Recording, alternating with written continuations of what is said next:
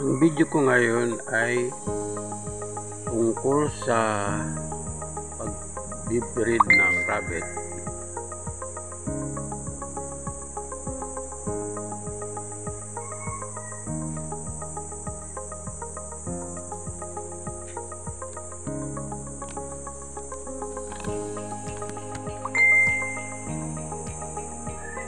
Yung male na rabbit, ang tawag ay box.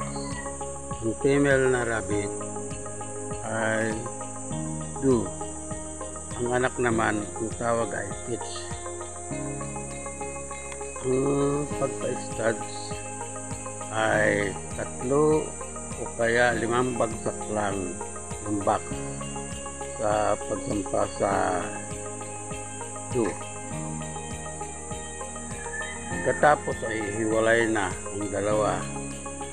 May territorial sila.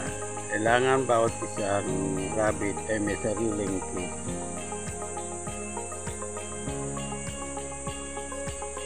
Pagtapos na ang pag-stud, ibilang ka lang ng 1 month. Meron ng anak ando. Kadiliman yan ay mga 5 araw lang. Ay manganganak na rin yan.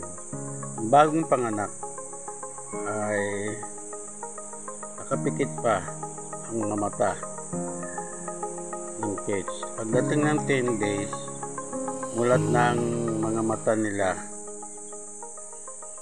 Huwag lang hawakan, hihipuin ang mga cat dahil may street ando. Kung hipuin man ang cage ay kailangan himasin muna ang nanay na rabbit.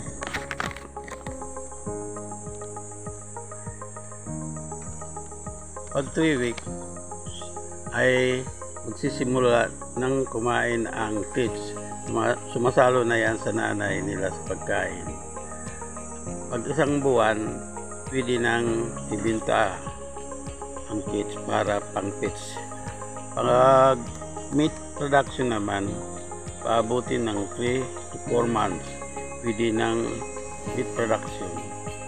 Kung gagawin breeder, paabutin ng 6 to 7 months, pwede ng pa-studs ang rabbit.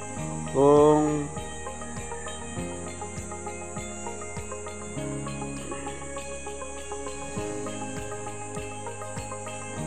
hanggang dyan na lang ang video ko. Sa mga susunod ulit na